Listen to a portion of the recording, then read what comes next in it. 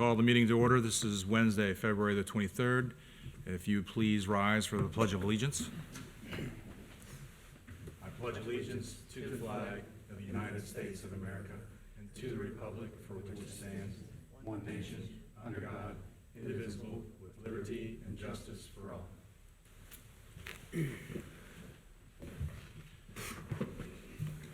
Give a brief explanation of what's going to happen this evening. We've got one extra thing we're going to be adding into our agenda this evening. We are electing our officers. It's that time of year for us, and so we'll get to that.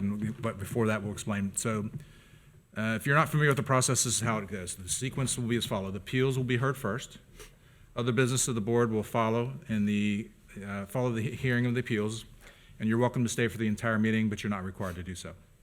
All who speak or testify before the board will be sworn in. This will be done either by a group or individually. Anyone addressing the board will be requested to use the speaker stand, and each person is asked to give his or her name and address when testifying. Our meetings are recorded, and anyone speaking may be cross-examined by an attorney. All documents, photographs, or other evidences presented for each case may be accepted by the board. The chairman will rule whether the additional items will be offered and accepted or rejected. The person presenting each case may also withdraw a document. The zoning administrator or staff will present a brief summary or statement for each appeal, and then once the staff has made their presentation, the appellant will be given the opportunity to speak and present their case. Following the presentation, the chairman will then ask for anyone in favor to speak or anyone in opposition to speak to the appeal. In some instances, we may put a time limit on the presentation. The board will then make a motion to close the public portion. Then individual board members will be asking questions of those that either gave the presentation or individuals that spoke. Following the board's questions, a motion and a second will be made by the member of the board to either approve or deny with conditions or deny with an appeal. The decision of the board is effective 30 days after the vote. Finally, with respect to the process of one another, it is paramount that each person takes the board seriously, that we expect that everyone act professionally and in accordance with the motions. That even people may get upset. No disruptive behavior will be tolerated. This extends to all who testify as well as member of the audience, and anyone who's being disruptive will be asked to leave. I appreciate your time and your attention. The first thing we will do is roll call vote, please. Mr. Bartol. Here. Ms. Owens. Here. Mr. Shep. Here. Mr. Wilson. Here. And Mr. Roberto. Present. The next thing is we will elect our officers, and we're going to do it in reverse order. We have a president or a chairman, vice chair, and a secretary. And so we were going to make a motion for a secretary position. Does anyone have to make a motion? I'll make a motion to elect Mr. Shep. Okay. Do we have a second? Second. Motion and second been made. Any discussion? Roll call vote, please. Mr. Bartol. Yes. Ms. Owens. Yes. Mr. Shep. Yes. Mr. Wilson. Yes. Mr. Roberto. Yes. Thank you for serving as secretary. Should I call them if they're to vote on themselves, I guess? I don't know. I was Okay. curious about I that. still think you He can can. vote on. He's not part of the board. He can vote on himself. Thank The next position would be vice chair. Do we have any motions for that? Mr. Berthold? Okay, a motion has been made. Anybody want to second it? A second. Okay, a second. Any discussion? I see none. Roll call vote, please. Mr. Bartol. Yes. Ms. Owens. Yes. Mr. Shep. Yes. Mr. Wilson. Yes. Mr. Roberto. Yes. And lastly will be the chair position. Anyone would like to make a nomination for that? I'll nominate Mr. Roberto for chair. Okay, we have a second? I'll second. Motion and second made. Any discussion? Roll call vote, please. Mr. Bartol. Yes. Ms. Owens. Yes. Mr. Shep. Yes. Mr. Wilson. Yes. And Mr. Roberto. Yes. Thank you.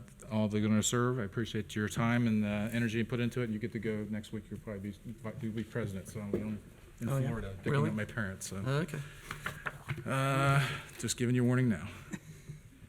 So next on our agenda is we're going to swear in the appellants and anyone that's speaking in the case. We do have an attorney present. Do you want to have the attorney do the swearing in?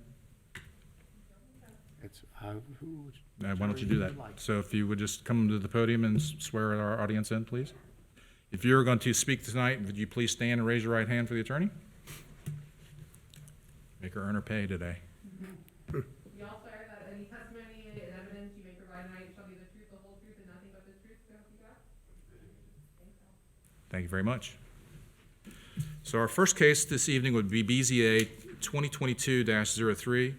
The applicant is presenting the property owner and requesting a variance to section 7.3 and 12.1. The location of the property is 10133 Pottinger Road. The applicant owner is Graham Parson, Board of Education Northwest Local School District. Does the staff have a presentation? I do. Thank you. We're starting off tonight's hearing with the first case. We're looking here at sort of the eastern side of the township, just south of 275. In this case, actually both cases tonight are unique in their sort of juxtaposition of each other. It is staff's belief that the use is allowed, but that the zoning resolution doesn't really do a good job of defining some of the particulars. So that's sort of what we'll be going over tonight. Just to give you a sort of aerial overview, just south of 275, it's the former Beavis Elementary School. I believe that the school was built in the early 1970s and then maybe sort of allowed to be decommissioned, as we would call it, in I believe it's 2013. Just to give you a little bit of idea, Clifford Park is just to the southwest there. The Rumpke landfill is just to the northwest. And then there's another kind of internal development just to the northeast there as well, like Gloria. Here's the current sort of the zoning and then also the land use around it. It's already a fairly well subdivided area. You have some subdivisions that were at least initially platted in the early to mid 50s. To the sort of east and south, and then out to the west, you have a subdivision from the 1970s, again, platted in the 1970s, and then to the north, apologize, that's incorrect. Fay Lane was platted, I believe, in the 90s or early 2000s, very recently. The surrounding zoning, the three stars on there would represent the main parcel, and there's two sort of additional parcels, which will probably be combined eventually. The majority of the property is zoned R6 and is surrounded to the northeast and south by R6, and there's some R4 to the immediate west of the property, which part of the property is in R4, although none of the actual development or the buildings would be in R4. We'll cover that a little bit later. And then you have 275 running through there. There's a fairly odd strip of R3 that, in my opinion, really shouldn't be there. But was probably left over from some relics of whatever was zoned prior to the PDI and the B3. Just to give us a little bit of a more situational awareness, approximately just under 1,500 feet from the edge of the property line of the landfill, give or take a little bit on that measurement, and then approximately about 120, 123 from the interstate to the closest part of this property, just to give an overview of kind of what the environment is around it. Here's the site itself. This is Cage's the topography layout. What they show now, I believe Cage's topography is from 2017, and in this case still includes the old school building there, which is no longer at the site. But just to give you an idea, sort of to the west are some pretty significant hills kind of rolling down. There's a little bit of relief and some depressions in this property as well, which I believe will come up a little bit later. And then overall, it's just over 12.5 acres, all three parcels combined. Again, the majority of the parcels is 11.5 acres, but with just under an acre for that strip to the west there. And then there's one lot that is owned in the Spring Hill subdivision that, if I have my facts correct, was prior access to the elementary school. But I don't believe there's any access there at the moment as far as, it would not be any approved access as far as this development is related at the moment. Sort of a zoomed out plan, all the members should have received this, and then this is the proposed development. What we're looking at are multifamily dwellings, and the way they're platted, in my opinion, would be technically a townhome description. It's 3 units within a one structure, and then each structure would be platted on its own parcel of ground. Again, we'll kind of dig a little bit more into this. And then just to give a little bit of same drawing I just showed you, we're just zoomed in to give a little bit better awareness, because I know these screens aren't the best here, especially the angle that some people are viewing them at. But really what it is the majority of, pardon me, I'm going to get this up here, of the trigger for all the variances that are being even mentioned would be this middle lot here. So you'd have a corner, an end unit here, a middle unit here, an end unit here, and just the fact that of the proposal that these be divided into separate lots is what's really initiating almost like 90% of all this that we're going to discuss tonight. So just to sort of get into it, the variances we be talking about are the applicable zoning resolutions and ordinances are 7.3.1, and it's almost all in the site development standards, which is in table 7-2 for a residential zone district. Minimum lot area, minimum lot width, minimum side yard setback, and then the reason the minimum building width is highlighted is because we'll kind of cover that a little bit later. And then also, kind of by default of all these, section 12.1.5 corner lots. There's some stipulations in there for site design standards. Whenever you have a corner lot, area is increased by 150%, and the lot width is increased by the same amount as the rear yard setback of whatever the zoning is for that particular lot. So just by kind of definition, those are triggered as well with this whole proposal. So from the pages in the packet that were received, we're looking at table 7-2, residential site development standards, where the minimum lot area is 7,500 square feet per unit. The minimum lot width is 65. The side yard setback is a combined 15, one side being 10, the other side being 5, not 15. And the minimum length and width of a building would be 22 feet. And then sections 12.1.5 D and E, that's the 100%, the 150% increase for area.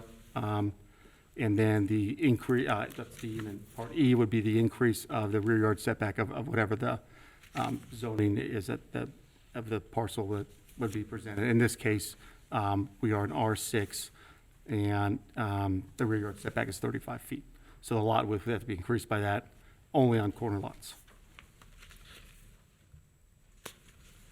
And really, what staff's opinion is that the crux of the whole case tonight would be the definitions, and this is always fun to get into definitions.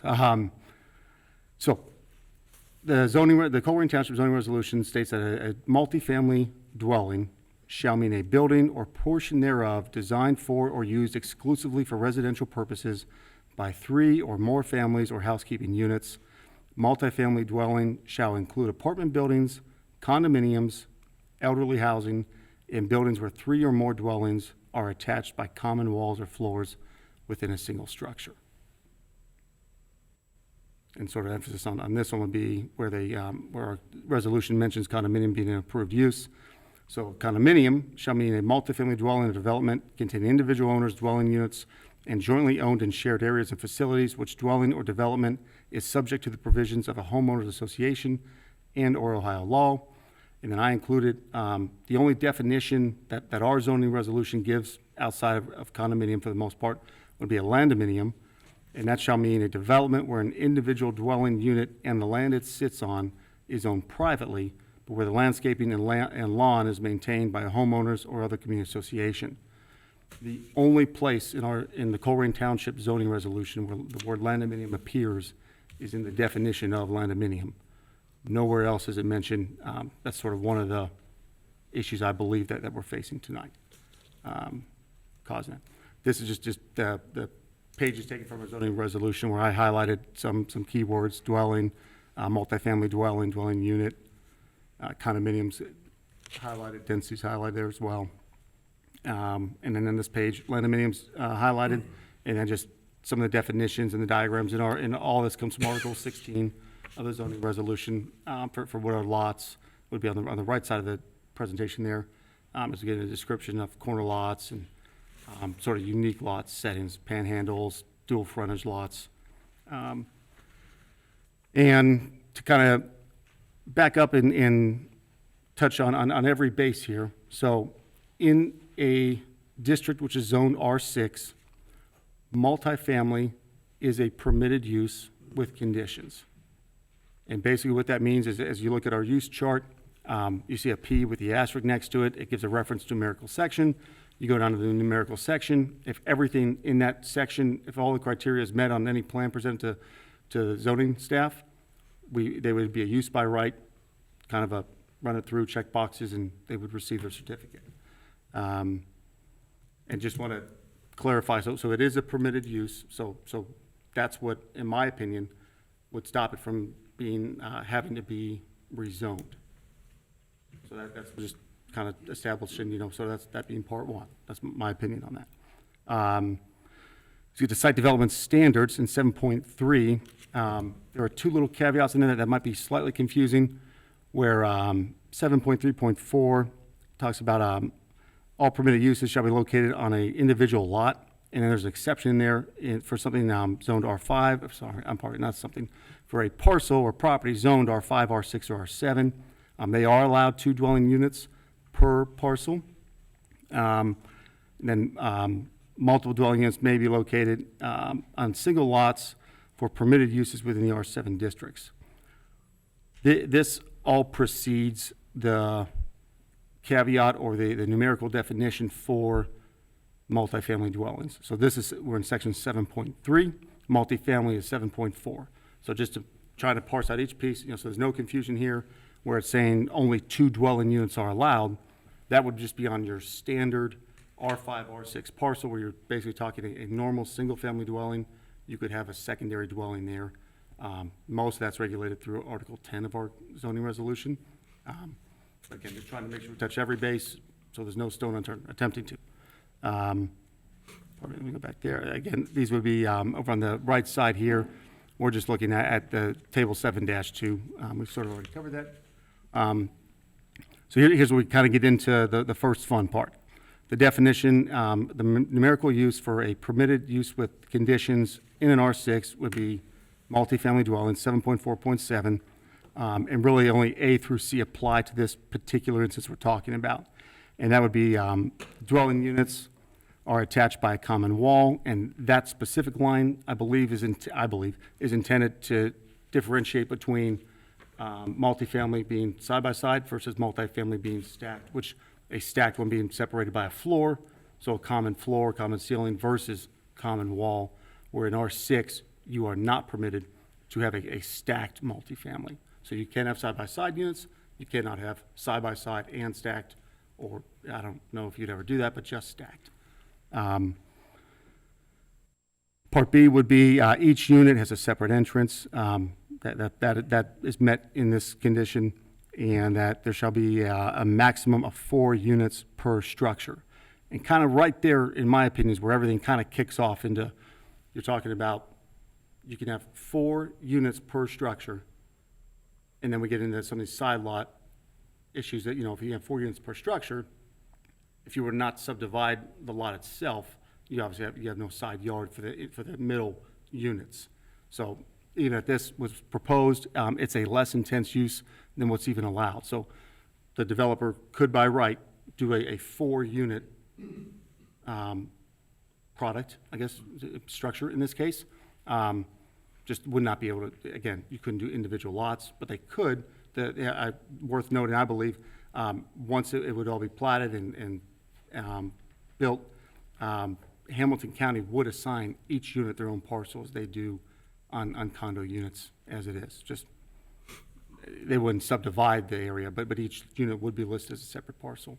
Just worth noting, I believe. So that would sort of cover all the area variances so far as minimum lot area, minimum lot width.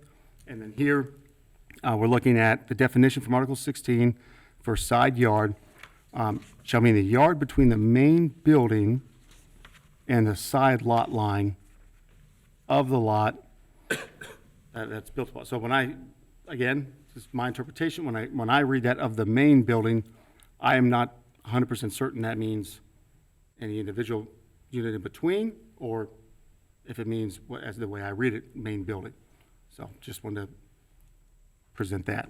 And then in my opinion, really the only true variance being sought would be for minimum building width, as far as I can tell, given where in my opinion, our code fails to define condominium, or where it's applicable, or townhomes, and where they are or not applicable, I should say, either one of those.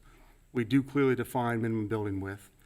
And again, coming back to Article 16 in the definitions, I believe that, as it's mentioned in here, in manufactured housing, the minimum building width was set up, well, this is a jump, I should say. I believe as I read this, it appears as it was intended to set up to prevent, what would they be? You have double wide trailers, a single wide trailer. If I read this correctly, that's what, everything for the minimum building size, width, area, all comes from manufactured housing, pardon me, in our zoning resolution. Excuse me.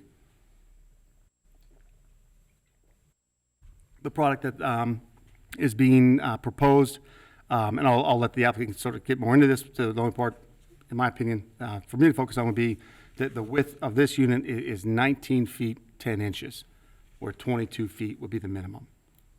I included this slide to show this was just up the road on Springdale Road. Dunlap Grove was just approved, actually just recently platted by the Hamilton County engineer. This went through, again, this is all a very similar, almost identical situation. This did go through zoning commission.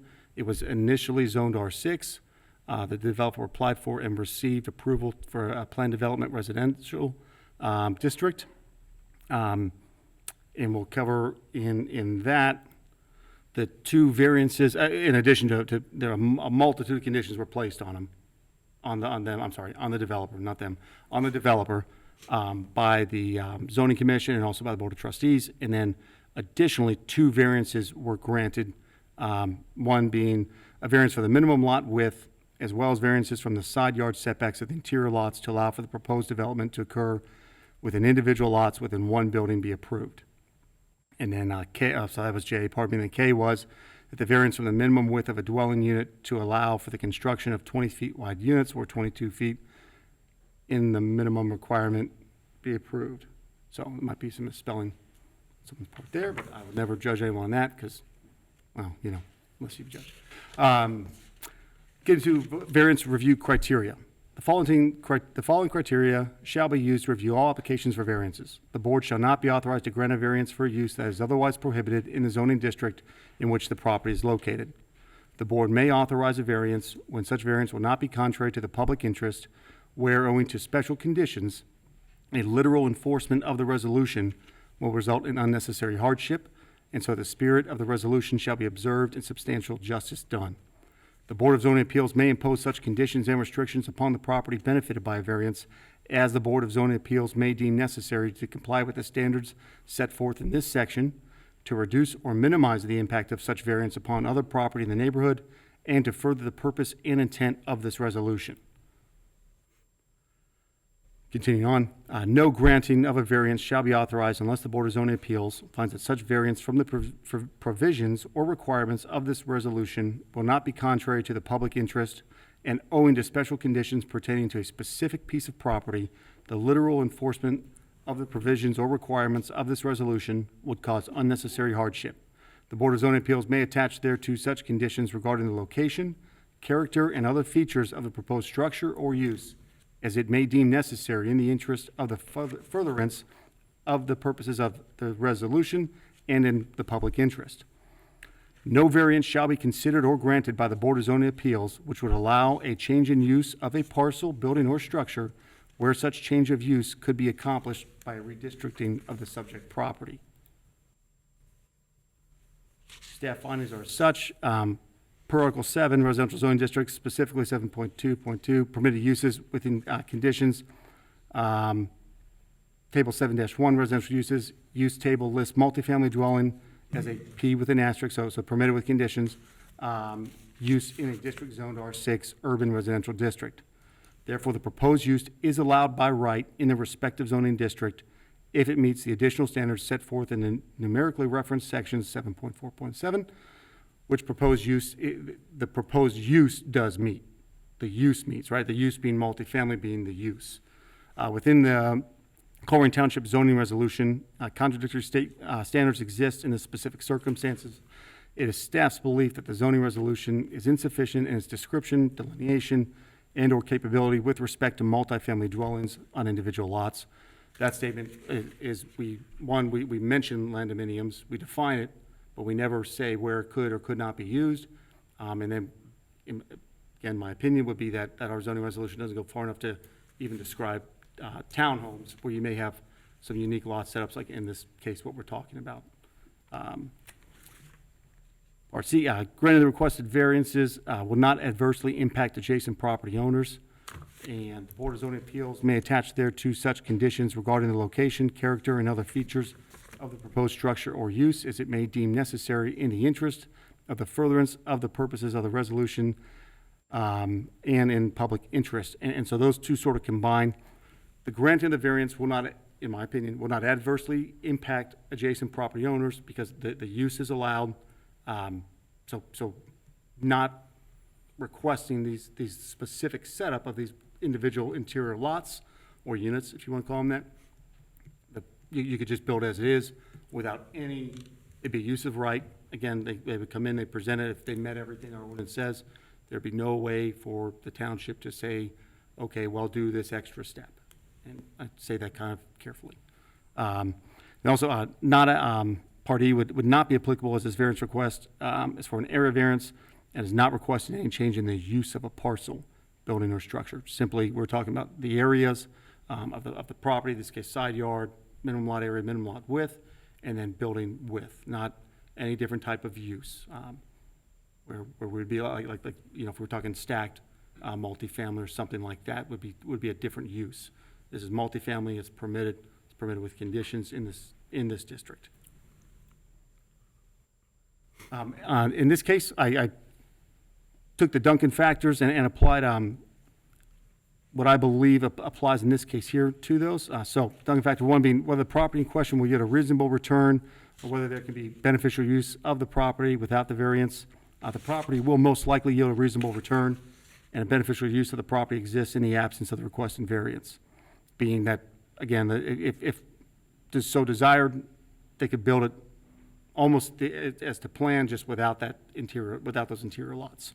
Whether the variance is substantial, in my opinion, the variance is not substantial. The variance being the building width, a reduction of 2 feet 2 inches to allow a 19-foot 10-inch wide product from the required 22. In my opinion, is not substantial. Whether the essential character of the neighborhood would be substantially altered, or whether adjoining properties would suffer substantial detriment as a result of the variance. Essential character would not be substantially altered in this unique case. If the variance were to be granted, then the board could place conditions upon the developer which would benefit the adjoining property owners. If the board were to deny the variance, or should have put in here, or if the developer were to not even request a variance at all, then the developer would be able to execute a very similar version of the proposed plan. However, any adjoining property owners would lose the benefit of having the board place conditions upon the developer in that circumstance. Whether the variance, part 4 of Duncan factors, pardon me, whether the variance would adversely affect the delivery of governmental services. At this moment, with what we're looking at, is my opinion, the variance will have no adverse effect upon the delivery of governmental services. I feel like caveat on there because there will be some more, the plan will be further developed as a typical subdivision plan would require to be before being submitted to Hamilton County. So soil and water calculations, traffic studies, that kind of stuff would all be done prior. That would be sort of premature to request at this point, in my opinion. But that's my opinion. Whether the property owner purchased the property with the knowledge of the zoning restriction, while not yet the property owner, the developer is aware of the zoning restrictions. Whether the property owner's predicament feasibly can be obviated through some method other than a variance, and the predicament could be obviated. The predicament could be obviated through a variety of other means. Pardon me. Whether spirit and intent behind the zoning requirement would be observed, and substantial justice done by granting the variance. Staff's opinion that the intentions of the zoning resolution would be well respected through the granting of the variance. Staff recommends approval of requested variance for the property located at 10133 Pottinger Road to sections 7.3.1, the affected sections in Table 7-2, and Section 12.1.5, Part D and E, subject to the following conditions. That the same conditions, requirements as described by the zoning commission in case ZA 2021-03 related to the development known as Dunlap Grove be applied to this development. And then also in the 7.3.1, just mention the building width is in there, but we obviously already covered that. That concludes my staff report. Thank you for your patience Thank you. with that one. I apologize to all in attendance. Anyone have any questions for staff? Yes. Mr. Cardinal, go ahead. Just to be clear, so I think you verbally said it, and then I saw it on one of the slides, that is the main variance just the minimum lot width of the 2 feet 2 inches, or is it these 4 things listed on our handout? There's no page number on this sheet, but where you have case history, current proposal, you gave it to us, in the mail. There's like 4 items listed for table 7.2 or 7. Yep, and there were some asterisks on there, and Yeah, I flipped them in the presentation because instead of mentioning each asterisk, it was my intent, and here, hopefully it'll be more concise. Yeah. Again, I apologize. So really, so it's still This is things where- listed here. pardon me? It's still the items listed here would be the variance. It is, yes, the short answer would be yes. Okay, Sorry, That's I'm not fine. trying to drag it out or be evasive, I just, again, in my opinion, it's because because the zoning resolution doesn't address the specific circumstance we're talking about fully, like it does say multifamily, condos are listed as multifamily, condominiums are defined, but not listed anywhere else as any use anywhere, other than just in definitions. yeah, that's So, fine. sorry, all right, pardon me. Like I said, it seems like you were concentrating on the 2 foot 2 inch issue when I see there's other issues, and I just wasn't sure if those had gone away or they're still part of the, Sure, and my whole point, I hope, I don't know if I do a good job of this, maybe I don't, but what I'm trying to do is tell you, some of these things, I don't know, or they may be my opinion. So like the area variance, the lot width, the lot area, the minimum lot width, the corner lots. If the code doesn't address it well, I'm not sure that I know I'm not authorized by the zoning resolution it's not I don't get the benefit of having, I don't think, right? Does this block fit in here, yes or no? No, it doesn't, so it's sort of, that's why I want to say, in my opinion, that the true variance, the definite true variance is to the building width, without a doubt, right? That's clearly listed in there at the 22 feet. Now, and then, that's, again, just my opinion, but then beyond that would be, when we're talking multifamily, we are mentioning a few things, but we don't define them well in the zoning resolution, then will those other things apply? So, I apologize. okay. And this site plan was reviewed by the zoning commission or not, because it meets R6? Is that what you were saying, that there was no reason to go to any other So review? Sure. That's why it's here? yes, it's my opinion, because it's approved use, Okay. and it's not required to be rezoned because of that use. Yeah. That's my opinion. Now, again, there's some really unique things in this specific case. This almost identical, it was identical product and development, in a sense, did go before the zoning commission, did have conditions placed upon it. And then also, through that, there were variances that had to be granted. The use didn't change. It was it was an area variance being to side, the same ones we're talking about tonight. Okay. Lot width, lot area, side yard setback, building width. I don't know if they mentioned corner lots in that case or not. I don't believe it was mentioned, but, And then that other project on Springdale Road, I think, the one you had mentioned in yes, your sir. report. Dunlop Grove? That was not, that didn't come before us, did it? No, sir. That was a planned Okay. development. But you said there were variances, Yes, sir. So, I So they- apologize. Yep. so it didn't have to come to us.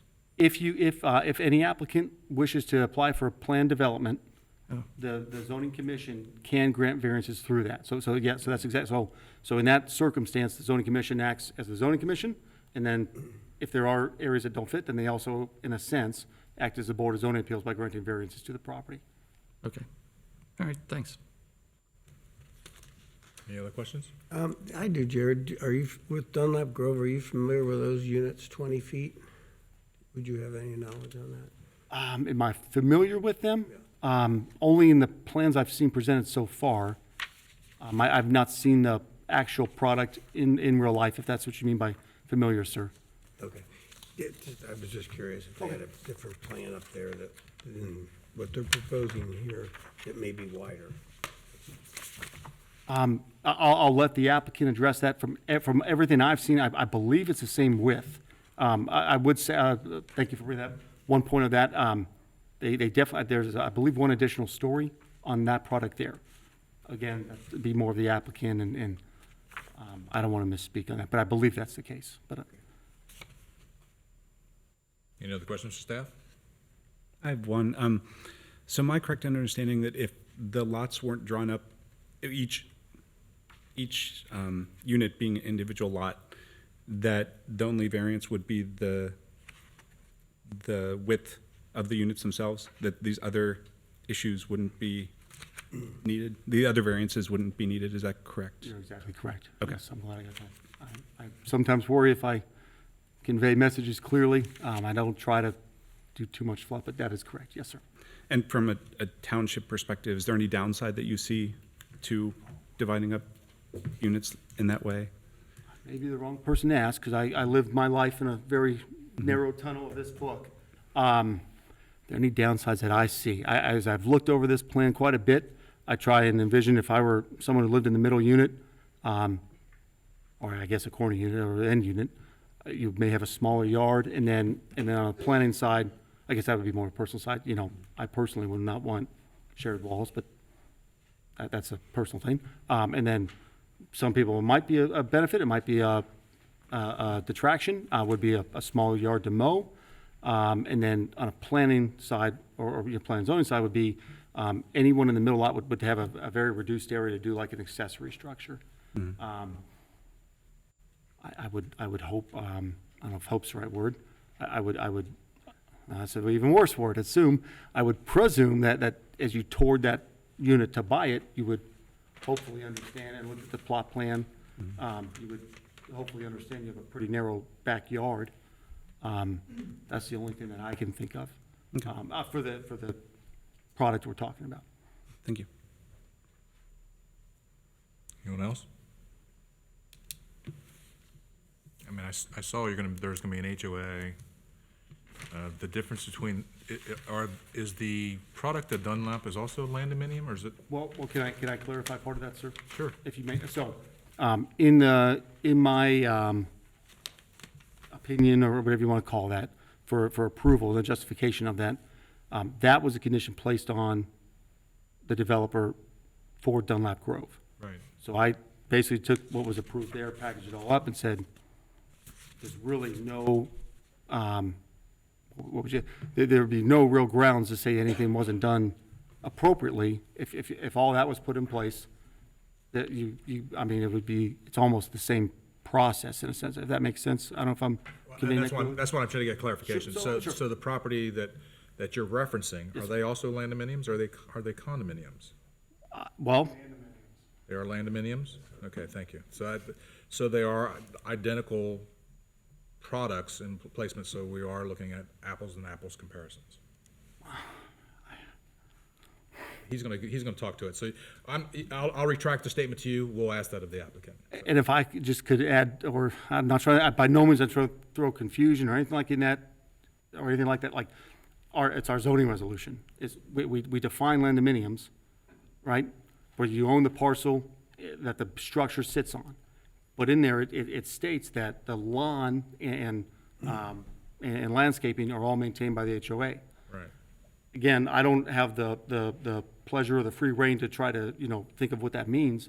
I take that to mean that all the lawn, your backyard, your front yard, your side lot is taken care of by the HOA, POA, not just the open space common areas. I'm not trying to. And I think that's gonna be a question we'll ask the applicant as well. Perfect, thank you, sir.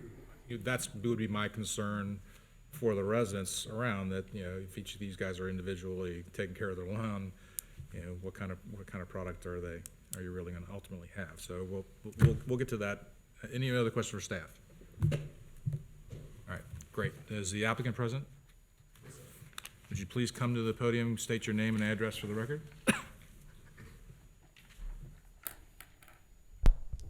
My name's Graham Parlin. I'm Vice President of HPA Development Group, 9091 Montgomery Road, Cincinnati, Ohio, 45242.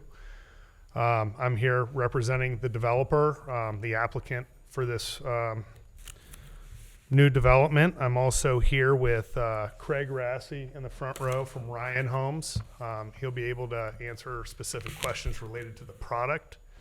And Dave Lorai from Abercrombie and Associates. They're our civil engineer and surveying firm. Obviously done a lot of stuff in the township over the years. Dave can answer anything above my head from a technical engineering, drainage, those sort of questions. Perfect. So they're both here to help address any questions that you may have. I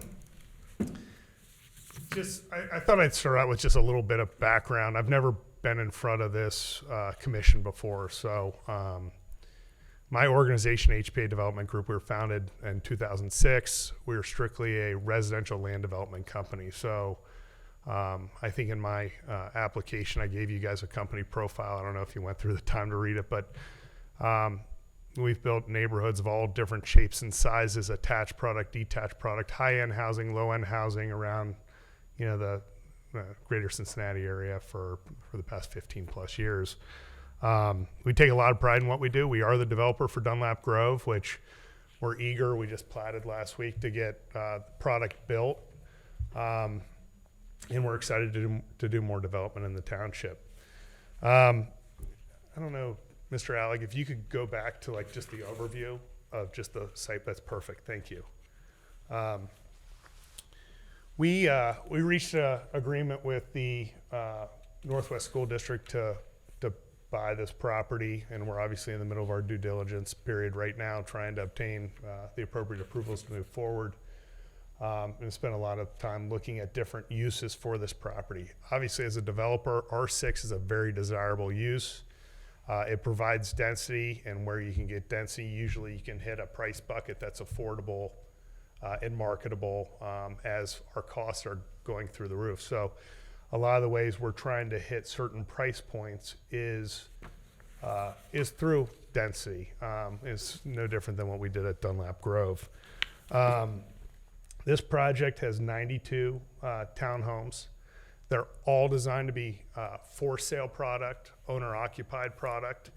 We're not treating this as a apartment community or rental development whatsoever. We're developing as for sale. It's one of the reasons why we want to go the land condominium route, where the owner actually owns the ground underneath their unit versus a condominium or having one sole owner like an apartment community would have. We've added in some features to the site plan, a community dog park, sidewalks on both sides of the street, some off-street parking, public streets, street lights.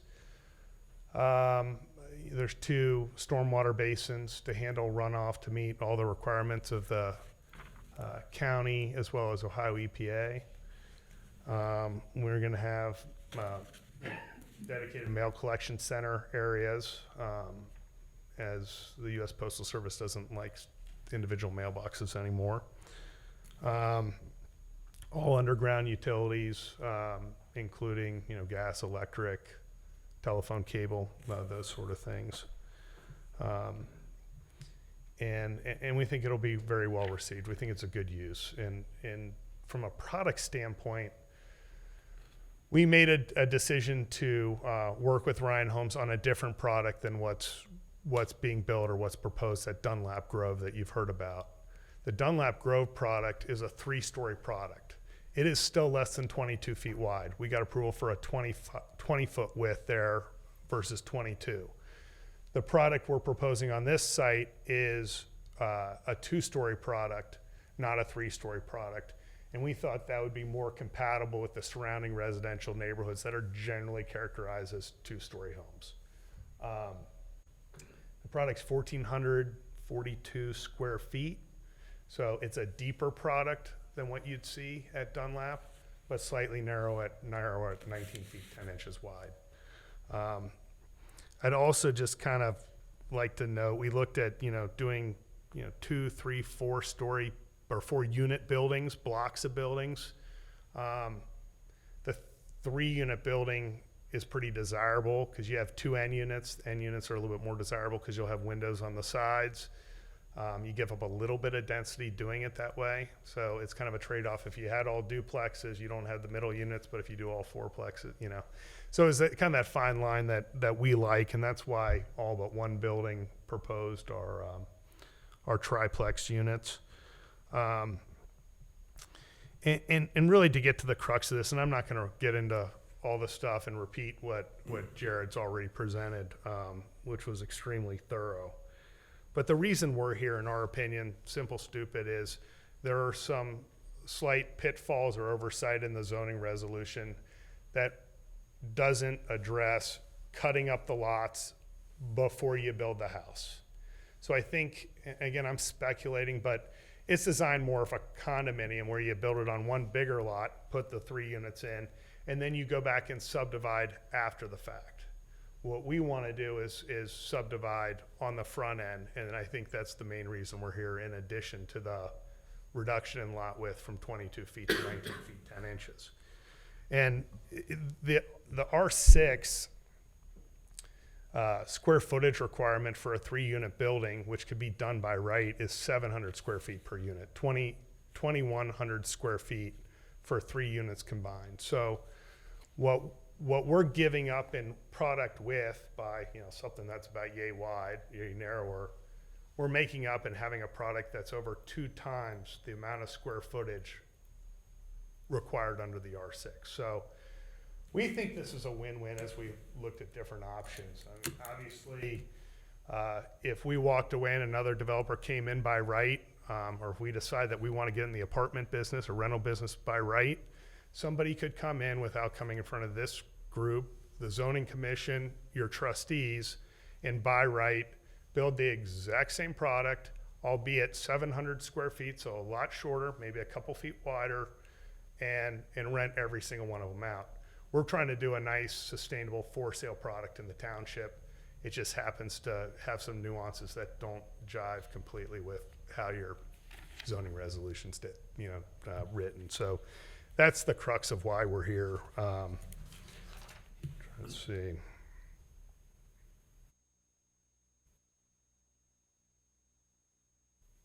Yeah, I think obviously those are the high points. We think it'll be a nice neighborhood. We think that the variances are minor in nature.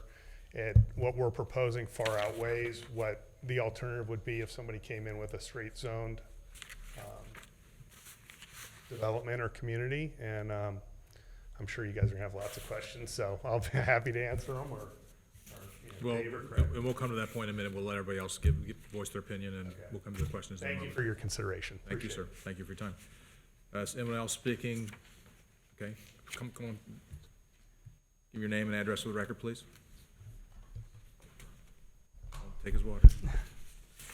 My name's Craig Rassy with Ryan Homes, 8622 Jackman Drive, Westchester, Ohio, 45069. I just wanted to talk a little bit about the differences of the houses.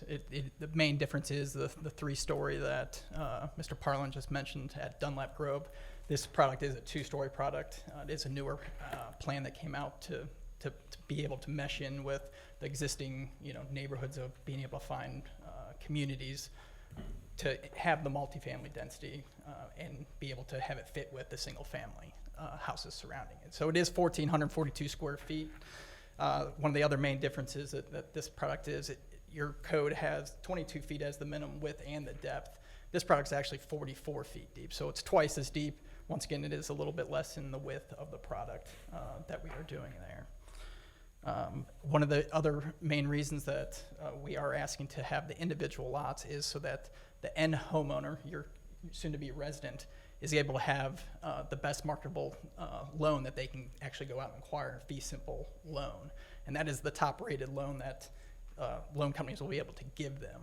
If we go to a different type of zoning, like a condo, where you don't have the fee simple, it is more a risky loan, and that is a lease. It's basically a leasehold rights is what they would have, and they have a less opportunity to get a loan approved and be able to move into that house. So that is why we kind of go this route of having it individual lots up front versus having it having a condo community is one of the main reasons.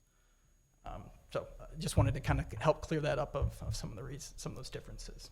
Okay, thank you. Anyone else speaking in favor? One thing real quick that I think is important, you alluded to it before. Sure. From a maintenance perspective, we would be creating a homeowners association. We do it in all of our neighborhoods. We've done it at Dunlap Grove. So the association would maintain everything related to the grounds around the buildings. So that's spring mulching and cleanup and snow removal and weekly mowings and all that stuff. So I thought that's important to clarify that this is essentially a maintenance-free living product that would be built. Thank you. Anyone else speaking in favor? I see none. Anyone speaking in opposition? Anyone speaking in favor? Now, did you raise your hand in favor, sir? When you talk, I guess I'll be called. Well, and that's what I'm doing right now. So if you want to speak in favor or against, you need to come up to the podium and give your name and address, please. My name is Michael Halloran. I live at 10205 Pottinger Road, Yes, sir. 45251. What I'm asking, I lived there since 1969, 53 years. No, I was there when Northwest, or Beavis Elementary was there.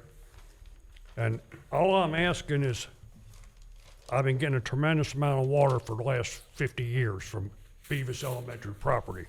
And everything there drains to my yard. I'm the lowest property owner accessible to the Beavis Northwest.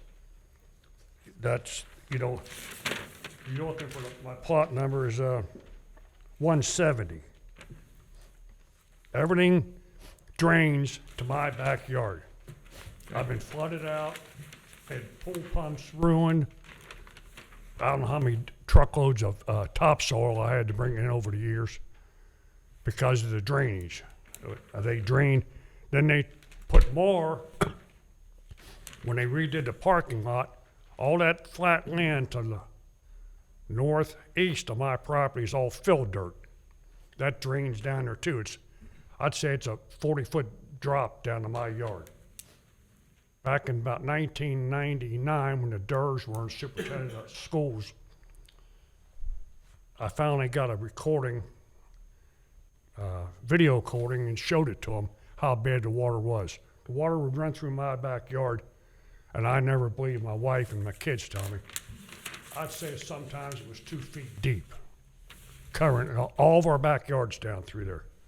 They came in, they put a pipe in, and graded the land a little bit behind my house, about 8 feet back, and put a swell all the way across there.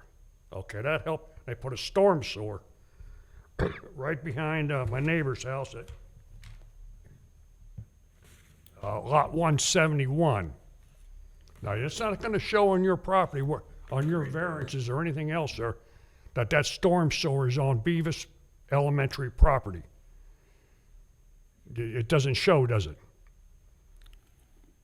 On any of the drawings we've received so far, no, sir, it did not.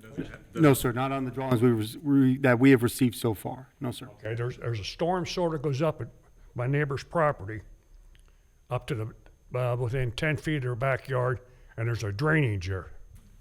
They extended that pipeline up into the schoolyard, okay, to try to catch some water. It helps, but I still get water, and my neighbors do. What I'm asking here is, before any of this is given out, that the builder developer makes sure that something is put there to stop more water from coming on my property. Because I know once you start construction, that water's gonna flow, and I'm the lowest spot it goes to. You got a storm sewer drainage at one end of the property. It's called open space. I guess the retention pond is what they're really talking about. That's down there behind 179, 178. Am I correct on that? Yep. They're on the screen right And there. then up in the other corner, by New Year's Drive up there, you also got a storm sewer, open space. Okay? What I'm asking, what about right behind my house, where all that water drains down there? Why don't I have a detention sewer there to pick up an open space to pick up all this water? It's gotta go somewhere, and it's all gonna come back to me. I don't think anybody even knows that storm sewer's there. I don't think Northwest even got a permit to do what they did on a lot of this stuff. So I just don't want no more water in my yard. And, I just like to have them look into it before anything's done to stop the water from coming in my yard. My neighbors to the right of, or to the east of me, they get water also. Well, I had to put sump pump in and everything else. Drainage pipes around the house, get a permit to drain to the street, because they said there's a sewer in my backyard. No, there's not. There's a sewer that's supposed to be in my backyard, a storm sewer. But when houses were built, they moved it approximately 50 feet to the west and put it in my neighbor's yard. So that's all I'm asking is somebody, before anything starts, that I don't get no more water. And I'd like to have them look into that storm sewer that's already there. Behind, that's 170. If you look on the screen, you can see, Mr., is it Halloran's? Am I saying your name correct, sir? Mr. Halloran's, as he said, lot 170, as you'll see Spring Hill Block, that's what's on the screen right there. The storm sewer is behind 170. Can I point to it? You're more than welcome. I wish I could use a laser pointer-ish thing on here, but it'll zoom us out. I live at 170. The storm sewer comes from the street, 171, and stops right about here. Okay? And when they came in with all this flooding, they dug up and put a storm sewer up in here. It's surrounded by trees and growth and everything else. You can't see it. But that's there to collect this water from the swale in the land they put there to catch that water. It still comes from this part, but I don't get all this part like it was. I'm just asking something be done, like my property. So, I don't know how, that's about, one of the reasons they closed Beavis Elementary was because of water problem that they had up there. This is in Rumpke Land. It's closed because of Rumpke landfill and groundwater and everything else going. But I don't know. I got a few pictures here. I don't know. Well, here's if I could just present one or two of them. Major construction going on behind my house. Over the years, there's been major construction back there. If I take these will become a property of us. Do you want me to have these pictures? Because either going to be evidence or they're not going to be evidence, so. Well, would it be, I'll keep them. Okay, we'll look at them, but if we don't get to keep them, it won't be able to present for evidence. Just asking something be done behind my property. No, and we hear you, and so Okay, we're, that storm sewer. yes, sir? Okay, that's it. I don't know, there'll be a lot of traffic going up and down New Year's Drive, all these 92 townhouses are, but, well, I thank you. Yes, sir, thank you. Anyone else speaking in favor or opposition? What? No, I'm asking if anyone else is speaking in favor or opposition to the move. You come and give your name and address for the record, please. Did you say I left the paper up here? Okay, thank you. Yes, thank you for allowing me a moment to speak to the issue here. I actually have the. Name and record for the, That's a good thank you. point. Thank you. Gary Schroeder, Yes, sir? and the property that I own is the property that's west of that. It's the 4.2 acres that is right next to it, as you can see with the unit. I wanted to, the address there is 10103 Pottinger. you can't see it on this particular deal. Can you zoom in a little bit, or I'm sorry, out a little bit where you can see you can also see that there's a property at the very end of the green. If I could go up and show here. There's a property right there, and you can vaguely see a little bit of a driveway. I purchased that property for investment in 2016, and there was a house at the end that was dilapidated and falling in. Kids and everything were going in there. I took care of that. I tore it down and had to have naturally the asbestos mitigated in those types of situations. So anyhow, I have a little bit of investment and time in it, and I just want to make sure that the property that next to me, which I've also looked into a few times, I just want to make sure that it's being done properly. This particular meeting, if I understand it correctly, and please correct me if I'm wrong, is specifically for the variance to be able to have them to be able to build the homes. So I'd like to go on record to say I don't have a problem with the changes that are being made. There are other issues, I think, that would come up at a later point that I do have concerns with. You know, some of them were discussed a little bit, you know, the water runoff, you know, the excess and, you know, exiting from the property and those types of things. You'll also see that my property here has my apologies again for stepping away from the mic, but it also sticks over this other property, which is their only, you know, their only access. From the records that I saw, it looks like they're going to have just a small driveway that's blocked off there that allows, you know, police and fire to be able to get into that area. Other than that, you know, they can only come in through New Year Drive. So those are the kinds of issues that I do have, and I don't think this is the venue to discuss some of the other concerns, but I do want to just say that I believe this type of development, in my opinion, is very beneficial for this area. I think new homes and nicer homes begets other homes being fixed up and being taken care of. And I think that whole area will see an increase in property values with something like this type of a development in there. Again, I have my own thoughts and everything for the development there, and I have my own thoughts about, you know, a road coming and deading in right at my road or right at my property. But again, that's for other meetings and things. But I do believe that this is a good opportunity and it's a good use of property. Other than that, I think you're going to have issues with what you have now, where children get in there and they run around and it's kind of unmonitored, and they try to fence it off to keep them out of there. I've even had that on my property a little bit, where I've had to spend a little time, you know, putting some kind of security around the gates and such. So, anyhow, with that, I again appreciate your time to be able to speak to the issue. Thanks, sir. Anyone else speaking for or against the appeal? I note none. Do I have a motion to close the public portion? So move. Seconded? Okay, motion and second been made. Any discussion? I see none. Roll call vote, please. Mr. Bartow. Yes. Ms. Owens. Yes. Mr. Shep.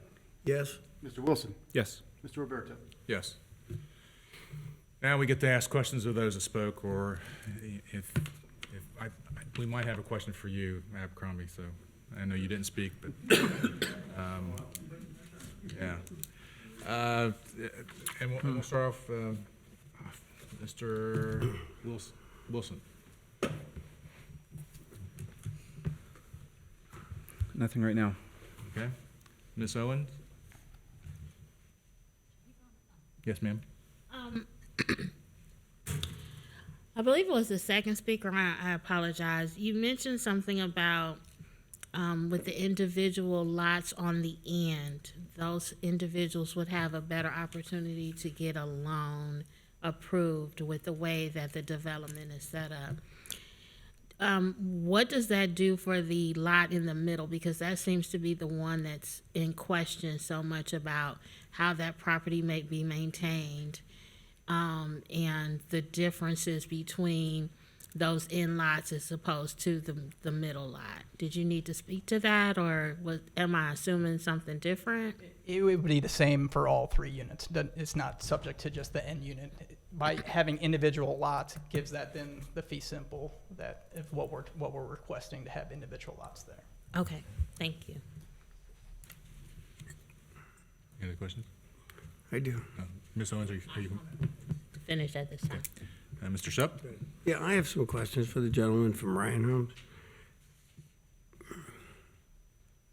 Thank you. I'm just kind of curious from the neighborhood investment. Do you have a projected price point for these units? Yeah, as you know, today's market's been, with costs and inflation. I wish I had that crystal ball to tell you exactly what it is, but I would say it's in the mid twos, lower to mid twos is what I would be projecting right now. Once we get to development and be closer to construction, then I'd be able to give you a better price, but that's where it is today. Okay. I didn't notice any basement options. Is that? That's correct. These would be on slab. I think that's it. That's all I have. Thank you. Mr. Fardo? None related to the variance, just the typical, or the ones that have kind of come up about water, government service access. If there's a moving van down at that dead-end street, how's the truck turnaround? Those kind of issues, which you say are going to be vetted in the future, correct? By other agencies? Yes, I'll say a quick part on it, and then probably let the subject matter speak, especially to the water, because Mr. Hallahan was in here earlier this week, and we spoke, and I just kind of gave him the whole rundown on that. As far as this plan here, it is very preliminary in the sense of there'd be a lot of modifications made to it as far as, as you speak about the turnaround, emergency access, water drainage, erosion, that kind of stuff. All that, no action here or in any other course would stop the developer from having to do what's required as far as meeting the county standards, anything like that. Well, the bottom line is if we approve the variances, they can move forward either with this plan or a whole different plan based on the future vetting of the other agencies. I mean, I'm not saying a total redo of the plan, but if we give them a variance for a 19-foot, 10-inch lot, but then Hamilton County or some other agency says, well, you need a cul-de-sac on that one dead end, which might then reconfigure things, that will happen. But they still get the variance that we grant if we do. They would have the variance based on the plan they present here on the characteristics they present here. Yeah. Now, if something did have to be changed per se, like a turnaround or access or regrading due to drainage, Right. and then that were to, let's say, number one, they would not be allowed to do more units than what we're talking about here, first off. Right, than what's presented here, right? And then another, all of this is the board can, for the most part, put almost any condition, restriction, bonus or not bonus, detriment to this plan or to anything going forward if you want to. I thought we were just voting on the variance, though, not how many units there are. Well, you're voting on the variance Yeah, on the plan proposed. okay. The plan as proposed, if they weren't going to do the lot cut-ups, would generally it would move forward in the process. It may come back to our zoning department if they get to the county, and again, Mr. Lowe, I would be well more versed to speak about this than I would then. Let's say there was something with drainage, so they go to regrade it, and they lose a couple units, and they have to shift those around. They'd resubmit that plan to us, if I'm answering your question correctly. But they still have already been given the variance of the lot width. They wouldn't have to come to us again for that. No, not for that, but what you could do is, you could say any substantial change, any significant change up or down in units or something like that would require a resubmittal if you wanted to, or would not require that, if you were worried about something like that. No, I'm not worried about it. I'm Or, just, I'm sorry, I I didn't heard mean you worry. say it's going to go to other agencies for approval, so that means something could change with this plan. We new might be retention. better served. But I don't know how that affects what we're voting on. That's all I'm saying. Or if it does.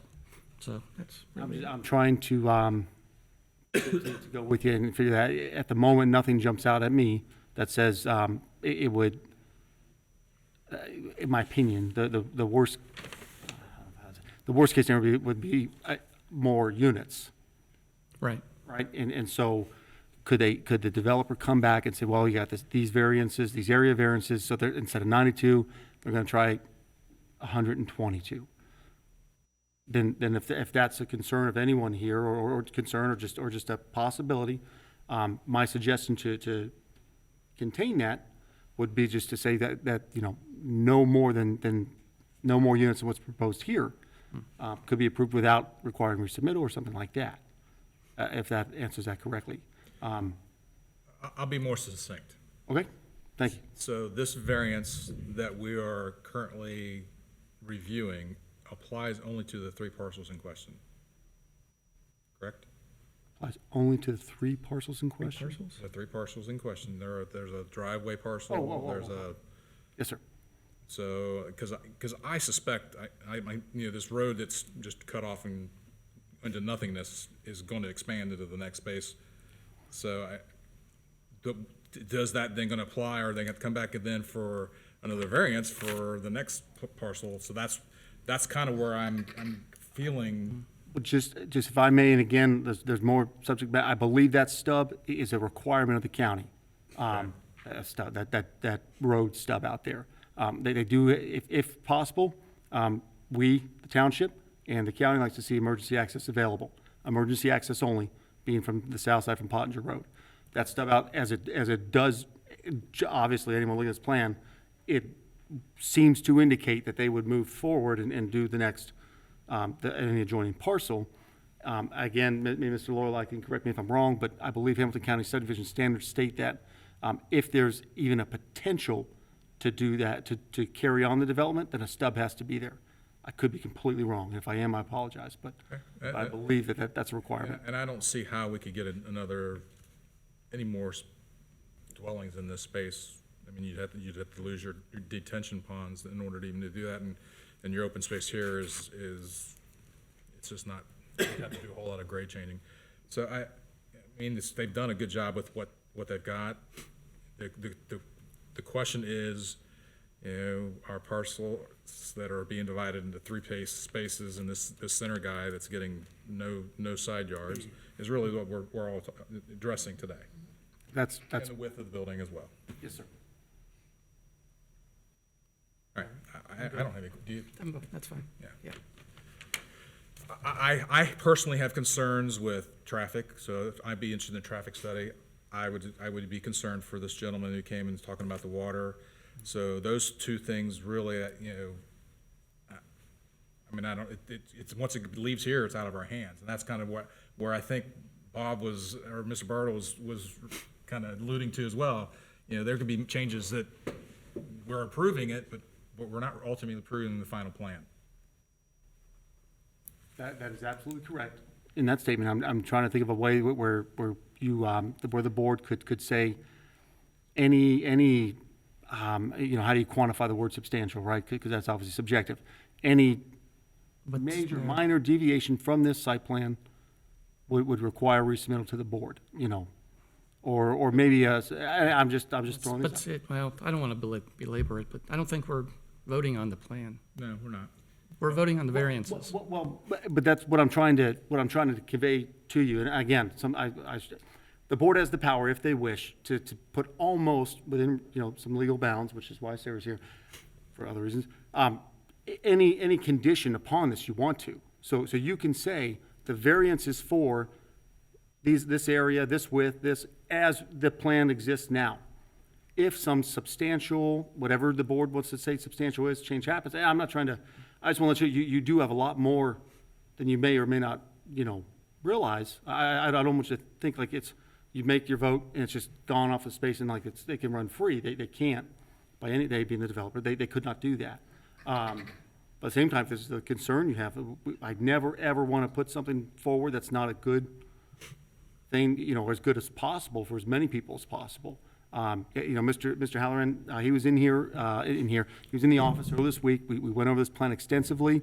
He explained to me his water issues, and I said, My advice to him was kind of like, thank you for letting us know that, because, and please come to the meeting and let the board know, because they can take that contribution, package that into the approval in whichever way you deem necessary or fitting, and do something, whereas if the developer weren't asking for this particular lot cut up, lot could be that middle lot in a sense, and then the building, right, all that stuff, then we'd have no way to help anyone, or help, whatever you want to say, right, to help both sides get a little something out of this, I guess is what I'm trying to say. So again, to wrap around, sometimes I'm worried, I apologize for that. If there's something where the board would like to say, we're looking at a 92 unit proposal, it's multifamily, where we're talking about sort of semantics, sort of where our resolution doesn't really address some specific instances, this being one of them, the townhome versus condominium versus condominium.